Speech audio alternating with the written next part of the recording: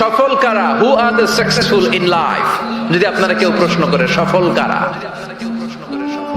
যদি আমাদেরকে জিজ্ঞেস করা হয় কারা সফল, সফলতার মানদণ্ড কি? এ পৃথিবীর বুকে সফল হওয়ার অনেক মানদণ্ড হতে পারে, পারে না?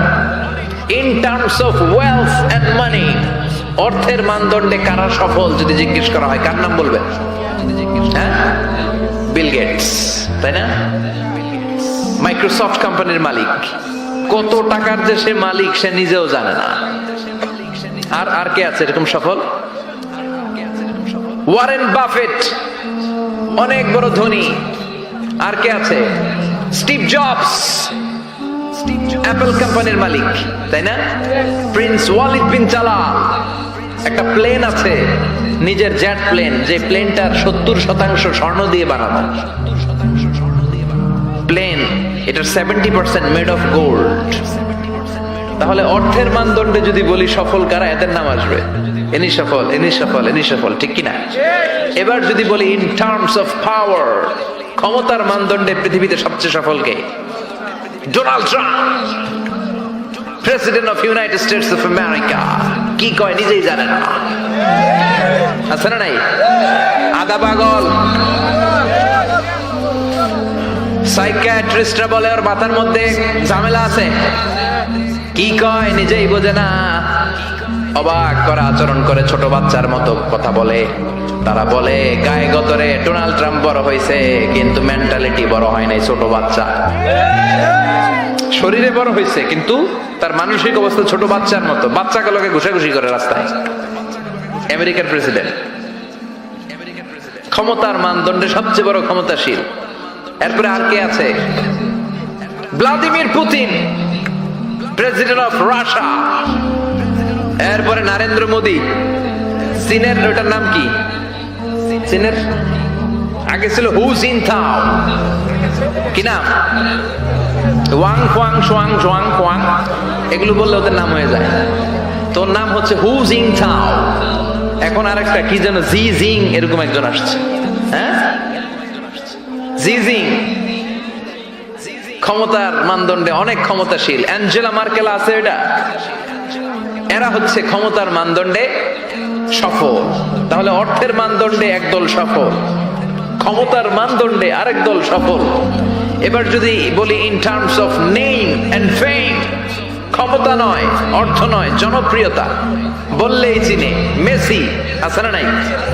ওই সব চিনে, মুখস্থ। নাম কি? মাসিনা বেটা, মেসি।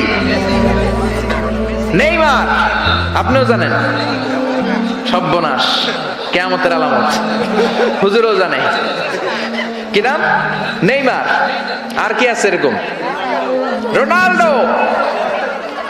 আর কি আছে? এক নামে চিনে, গোটা বিশ্ব চিনে। বাংলাদেশের জনপ্রিয়তার বিচারে যদি বলি, এক নামে শেখ হাসিনা, সবাই চিনে। হ্যাঁ, খালেদা জিয়া এক নামে চিনে, মাশরাফি বিন মর্তুজা এক নামে চিনে। এখন আর একটা আছে হিরো আলম, আছে না নাই? In terms of name and fame, Allama Delwar Hossain Sayeedi এক নামে 17 কোটি বাংলাদেশের মানুষ চিনে। চিল্লায় বলো ঠিক কিনা? এটা হচ্ছে in terms of name and fame, খ্যাতি, যশ, জনপ্রিয়তা। তার মানে দুনিয়ার বুকে অর্থের মানদণ্ডে কিছু লোক সফল, আবার ক্ষমতার মানদণ্ডে কিছু লোক দুনিয়ার বুকে সফল, আবার জনপ্রিয়তার মানদণ্ডে কিছু নাম বললেই সবাই চিনে। অমিতাভ বচ্চন, শাহরুখ খান, আমির খান, সালমান খান, খয়ার খান, আছে না নাই? তো অর্থের মানদণ্ডে কেউ সেরা সফল, ক্ষমতার মানদণ্ডে কেউ সফল, জনপ্রিয়তার মানদণ্ডে সফল। আল্লাহ বলে আমার কাছে এগুলো মানদণ্ড না। আল্লাহ বলে ক্ষমতা আমার কাছে মানদণ্ড না সফল হওয়ার, অর্থ আমার কাছে সফলতার মানদণ্ড না, জনপ্রিয়তাও আমার কাছে সফলতার মানদণ্ড না। আমার কাছে সফলতার মানদণ্ড হলো ঈমান। আল্লাহর কাছে সফলতার মানদণ্ড কি? দুনিয়াতে আপনার টাকা আছে, ক্ষমতা আছে, আপনি বের হলে সামনে গাড়ি, পেছনে গাড়ি, সামনে পুলিশ, পেছনে পুলিশ, সামনে বডিগার্ড, পেছনে বডিগার্ড, কিন্তু আল্লাহর কাছে এই ক্ষমতার 4 আনা দাম নাও থাকতে পারে। চিল্লায় এখন ঠিক কিনা? আল্লাহ বলেন ক্ষমতা আমার কাছে সফলতার মানদণ্ড না, অর্থ আমার কাছে সফলতার মানদণ্ড না, জনপ্রিয়তা আমার কাছে সফলতার মানদণ্ড না। আমি আল্লাহর কাছে সফলতার মানদণ্ড হলো ঈমান। আল্লাহর কাছে সফলতার মানদণ্ড কি?